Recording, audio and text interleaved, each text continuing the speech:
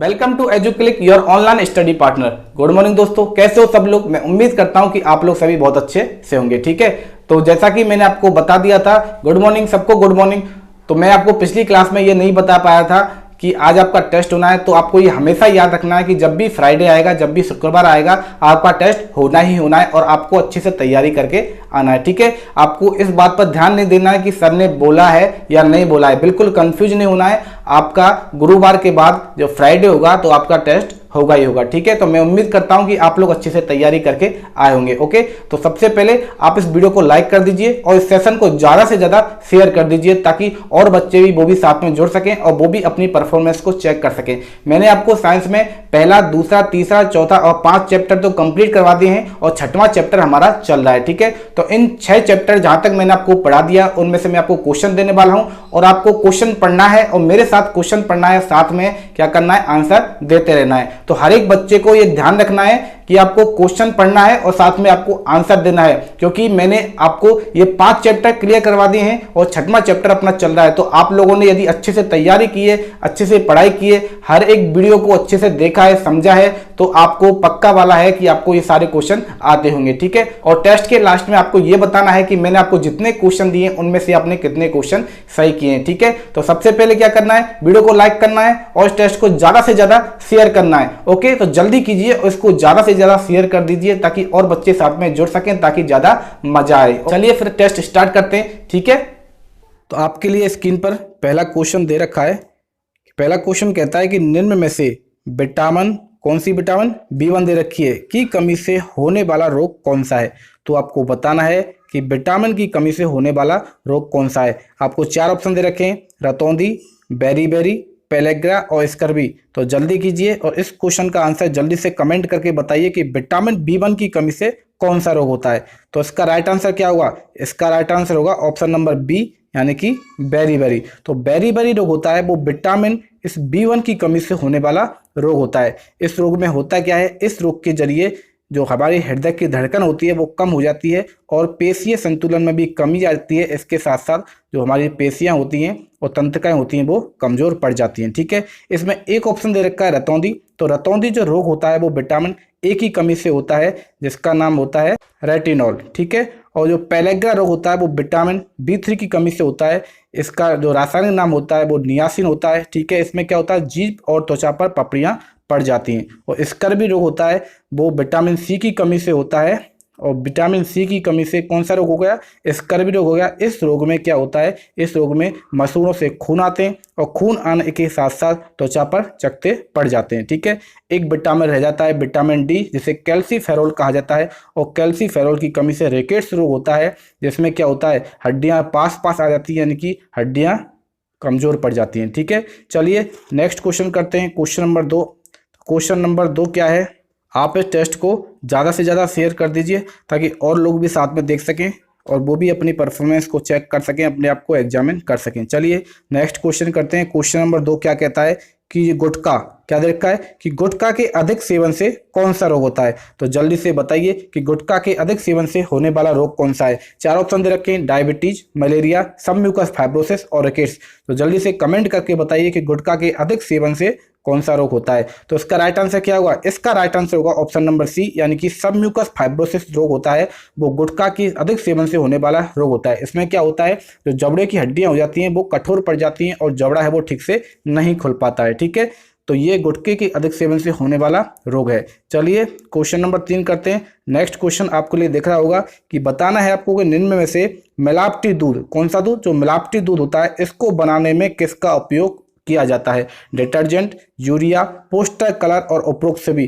तो आपको बताना है कि मिलावटी दूध है वो किस प्रकार से बनाया जाता है और इसमें कौन कौन से पदार्थों का उपयोग किया जाता है। तो मिलावटी दूध जब मैंने आपको बताया था चैप्टर नंबर 1 में कि जो मिलावटी दूध होता है वो हमारे पूरे इंडिया में करीब 25% दूध होता है वो मिलावट का दूध पाया जाता है। ठीक है, तो इसमें यूरिया की मिलावट की जाती है, इसमें डिटर्जेंट भी मिलाया जाता है, पोस्टर कलर भी मिलाए जाते हैं और इसके साथ साथ इसमें क्या मिलाए जाते हैं, तेल भी मिलाए जाते हैं। ठीक है, तो ऑप्शन ए सही है, ऑप्शन बी सही है, ऑप्शन सी सही है। तो इसका जो राइट आंसर होगा वो होगा ऑप्शन नंबर डी, यानी कि उपरोक्त सभी है वो इसका राइट आंसर होगा।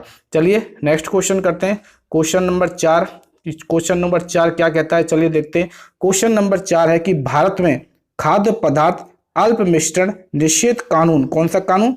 खाद्य पदार्थ अल्प मिश्रण निषेध कानून कब बनाया गया था? तो आपको चार ऑप्शन दे रखे हैं, 1984, 1955, 1954 और 1964 ईस्वी में। तो आपको बताना है कि भारत में खाद्य पदार्थ अल्प मिश्रण निषेध कानून कब बनाया गया था। तो इसका राइट आंसर क्या होगा? इसका राइट आंसर होगा ऑप्शन नंबर सी, यानी कि 1954।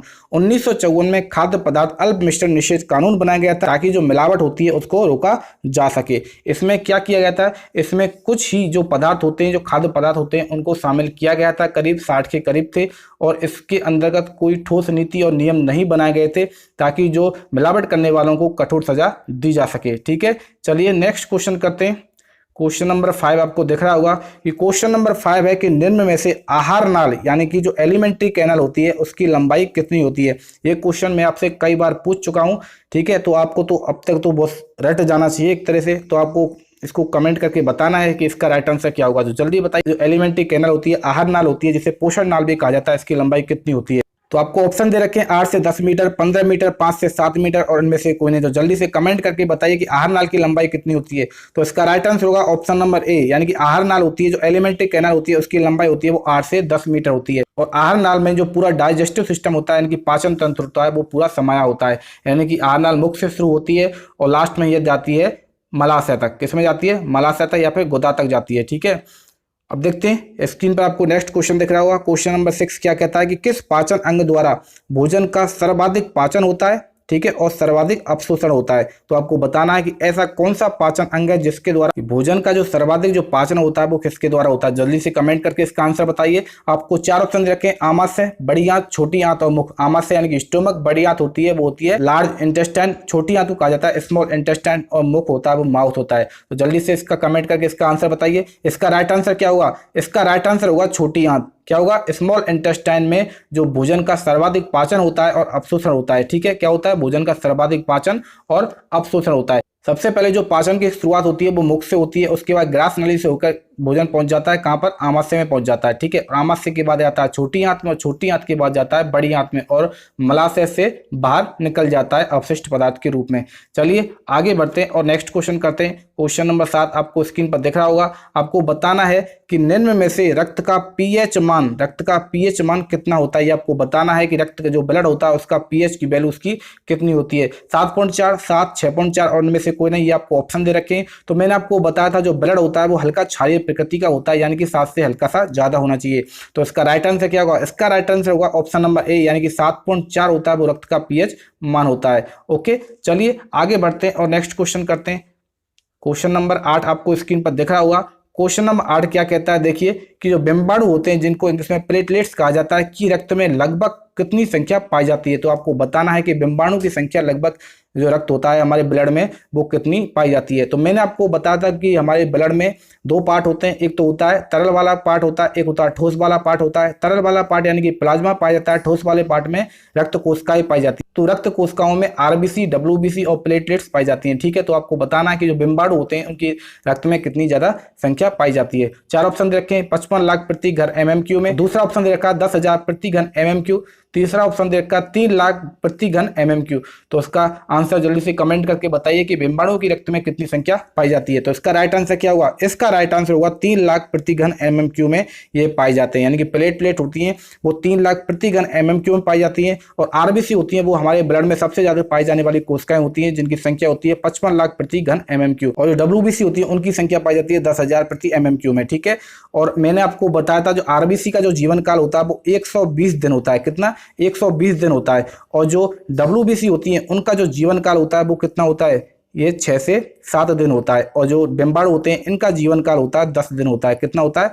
10 दिन होता है। ठीक है, तो ये आपको याद रखना है। चलिए आगे बढ़ते हैं और नेक्स्ट क्वेश्चन करते हैं। क्वेश्चन नंबर 9 आपको स्क्रीन पर दिख रहा होगा। आपको बताना है कि निम्न में से यूरिया उत्सर्जी, जिसे यूरियोटेलिक कहा जाता है, जीव कौन कौन से होते हैं। तो मैंने आपको बताया था 3 प्रकार के जीव बताए थे यूरिया के आधार पर। एक तो होते हैं यूरियोटेलिक, एक होता है यूरिकोटेलिक और एक होते हैं अमोनियोटेलिक। ठीक है, तो आपको बताना है कि यूरिया उत्सर्जी जीव कौन कौन से होते हैं। चार ऑप्शन, स्तनधारी, पक्षी, जलीय कीट और सरीसृप। तो जल्दी से कमेंट करके बताइए कि यूरिया उत्सर्जी कौन से होते हैं। इसका राइट आंसर क्या होगा? इसका राइट आंसर होगा ऑप्शन नंबर ए, यानी कि जो स्तनधारी होते हैं, मैमेलियन होते हैं, वो यूरियोटेलिक होते हैं, यानी कि यूरिया उत्सर्जी का कार्य करते हैं, यानी कि उनके अपशिष्ट पदार्थ में यूरिया की मात्रा पाई जाती है, ठीक है। और जो यूरिकोटैलिक होते हैं, जो यूरिक अम्ल का उत्सर्जन करते हैं, तो यूरिक अम्ल का उत्सर्जन करने वाले होते हैं पक्षी, और इसके साथ साथ होते हैं सरीसृप यानी कि सांप वगैरह होते हैं, ठीक है, जो रैंक कर चलते हैं।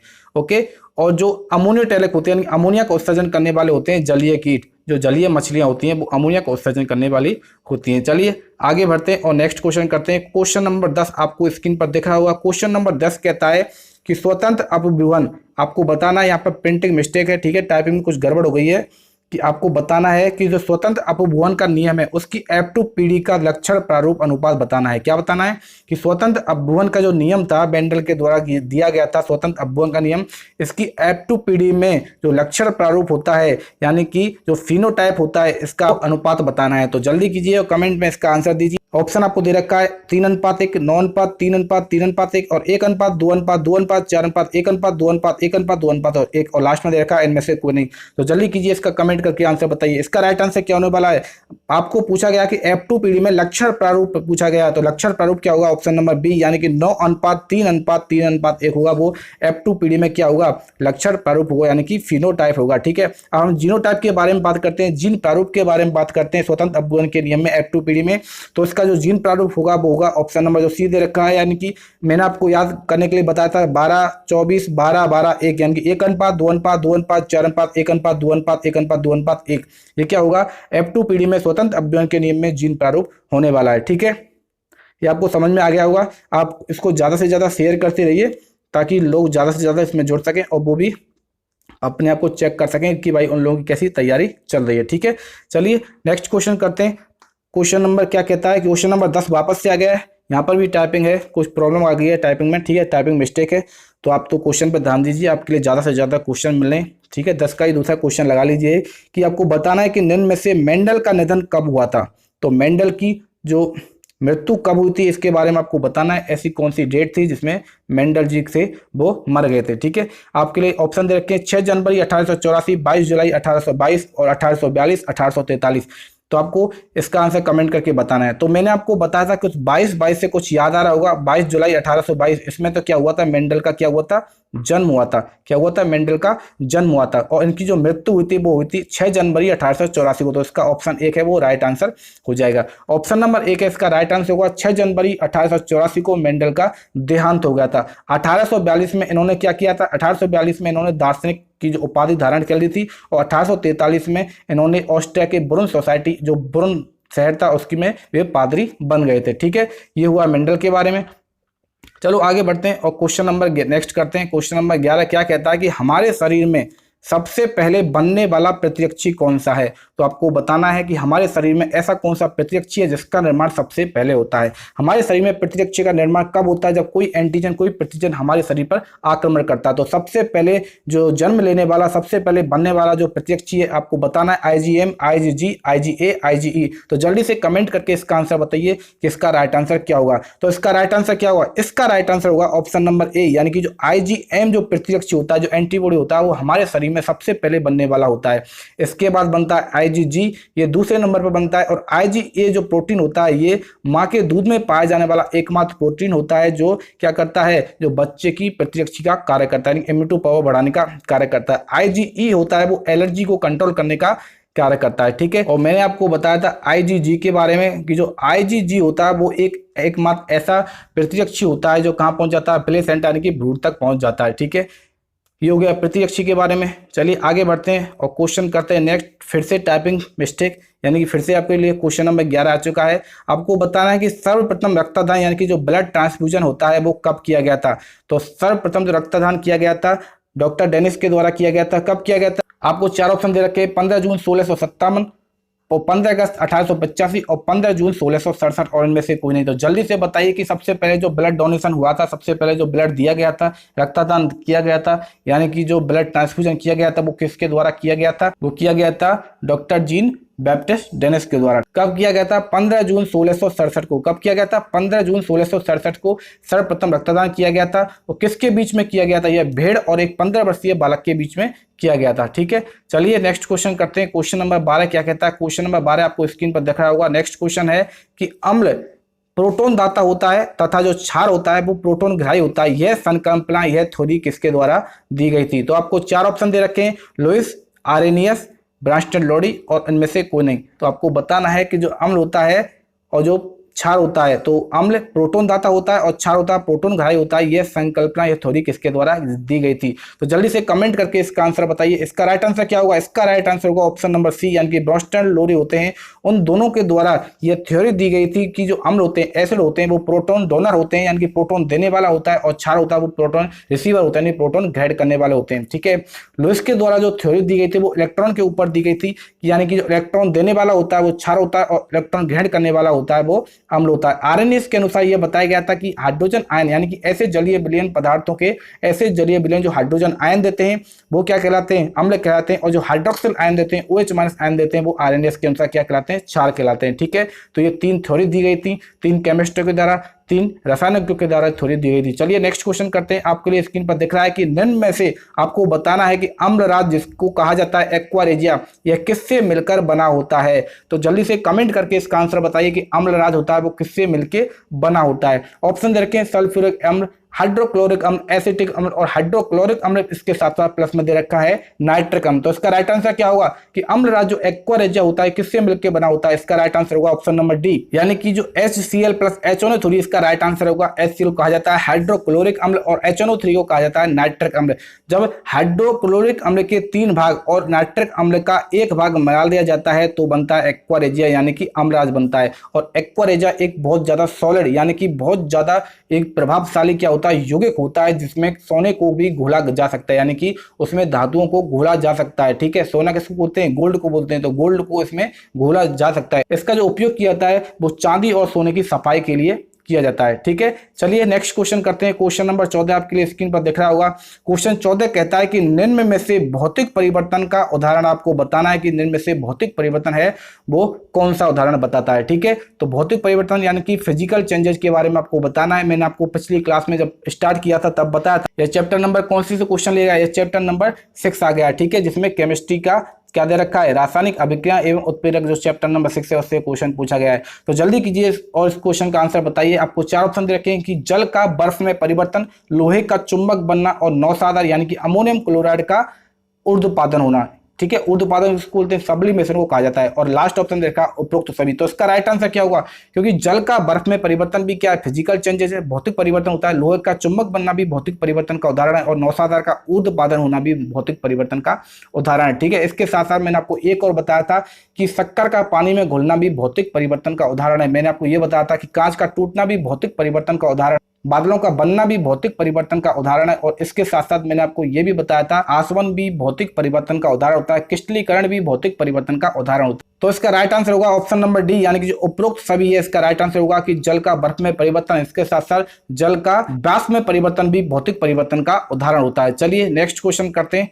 क्वेश्चन नंबर 15 आज के सेशन का जो लास्ट क्वेश्चन है। क्वेश्चन नंबर 15 क्या कहता है कि निम्न में से रासायनिक परिवर्तन का उदाहरण नहीं है। तो आपको ये क्वेश्चन अच्छे से पढ़ना है। इसमें क्या लिखा हुआ है? इसमें लिखा हुआ है कि आपको बताना है कि किस में से रासायनिक परिवर्तन का उदाहरण नहीं है। ठीक है, आपको ये बताना है कि केमिकल चेंजेस वाला जो एग्जाम्पल कौन सा नहीं है। ठीक है, तो ऑप्शन रखें दूध से दही जमना, शक्कर का पानी में घोलना और लोहे पर जंग लगना और भोजन का पकना। तो जल्दी से कमेंट करके इसका आंसर बताइए कि इसका राइट आंसर क्या होगा। तो मैंने आपको बताया था कि दूध से दही जमना ये रासायनिक परिवर्तन का उदाहरण होता है, क्योंकि इसमें दूध है वो पूरी तरह से अपने रासायनिक गुणों को खो देता है, इसका रासायनिक संगठन भी चेंज हो जाता है, ये वापस दही से दूध में परिवर्तन नहीं हो सकता, इसलिए क्या होता है? इसको रासायनिक परिवर्तन कहा जाता है। तो दूध से दही जमना एक किण्वन क्रिया का उदाहरण होता है, यानी कि किण्वन क्रिया के जितने भी उदाहरण होते हैं, जितने भी एग्जाम्पल होंगे वो रासायनिक परिवर्तन के उदाहरण होंगे। ठीक है, चाहे वो दूध से दही जमना हो, चाहे वो शराब का निर्माण करना हो। ओके, तो इसमें और ऑप्शन क्या रखेंगे? शक्कर का पानी में घुलना, तो मैंने अभी आपको बताया था कि ये भौतिक परिवर्तन का उदाहरण होता है। और लोहे पर जंग लगना भी क्या होता है? रासायनिक परिवर्तन का उदाहरण होता है। भोजन का पकना और इसके साथ साथ पके हुए भोजन का खराब होना भी रासायनिक परिवर्तन का उदाहरण होता है। तो इसका राइट आंसर होगा ऑप्शन नंबर बी, यानी कि शक्कर का पानी में घुलना होता है वो भौतिक परिवर्तन का उदाहरण होता है, ना कि रासायनिक परिवर्तन का उदाहरण। ओके, तो आपको ये याद रखना है कि कौन से उदाहरण भौतिक परिवर्तन के होते हैं और कौन से उदाहरण रासायनिक परिवर्तन के होते हैं। ओके, तो आज का ये सेशन आपका टेस्ट है वो कंप्लीट हो चुका है। ठीक है, मैंने आपको 15 क्वेश्चन दिए, तो आपको ये बताना है कि आपने 15 में से कितने क्वेश्चन सही किए। यदि आप 10 प्लस क्वेश्चन अटेम्प्ट करते हो, ठीक है, सही करते हो, इसका मतलब यह है कि आपने थोड़ी बहुत ठीक ठाक पढ़ाई की है। यदि आप 15 में से 15 क्वेश्चन सही करते हो, इसका मतलब है कि आपकी तैयारी बहुत ज़्यादा अच्छी है, आपने हमें अच्छे से फॉलो किया है, हर एक वीडियो को कंप्लीटली अच्छे से देखा है। ठीक है, यदि आपकी परफॉर्मेंस थोड़ी अच्छी नहीं है, आपकी तैयारी थोड़ी अच्छी नहीं है, आपसे क्वेश्चन नहीं निकल पा रहे हैं, तो आपको वीडियोज को बार बार रिवाइज करने की जरूरत है। आपके पास एक अच्छा ऑप्शन है YouTube पर, आप कभी भी किसी भी वीडियो को कितनी बार भी देख सकते हो। आपको जिस टॉपिक में कोई प्रॉब्लम आती है, जिस चैप्टर से रिलेटेड किसी भी पार्ट में यदि कोई प्रॉब्लम आती है, तो आप YouTube पर जाइए, चैनल पर जाइए, एजुक्लिक सर्च कीजिए और आप वीडियो को बार बार देखते रहिए, रिवाइज करते रहिए। ठीक है, और बार बार रिवाइज करोगे तो आपको 100% क्या होगा, याद हो जाएगा। ठीक है, क्योंकि हम बार बार देखते हैं, सुनते हैं, समझते हैं, तो पक्का हमें याद हो ही जाता है। ठीक है, ओके। तो जैसा कि आपको पता होगा कि कल सैटरडे है और संडे, यानी कि शनिवार और रविवार की आपकी छुट्टी होगी। अब हमारी जो नेक्स्ट क्लास होगी वो होगी मंडे को, यानी कि सोमवार को। ठीक है, तो मिलते हैं सोमवार को। तब तक आप इस वीडियो को लाइक कर दीजिए और जिन लोगों ने अभी तक चैनल को सब्सक्राइब नहीं किया वो चैनल को सब्सक्राइब कर दें, साथ में बेल आइकन दबा दें, जिसमें आपको ऑल वाला जो बटन है वो आपको प्रेस कर देना है। ठीक है, ताकि आपको चैनल से रिलेटेड हर एक जो नोटिफिकेशन होती है वो आपको मिल सके। ठीक है, तो वीडियो को ज्यादा से ज्यादा शेयर कर दीजिए और अपन मिलते हैं मंडे को। तब तक आप हंसते रहिए, मुस्कुराते रहिए और शानदार तरीके से अपने घर बैठकर पढ़ाई को जारी रखिए। ठीक है, मिलते हैं फिर अपनी नेक्स्ट क्लास में।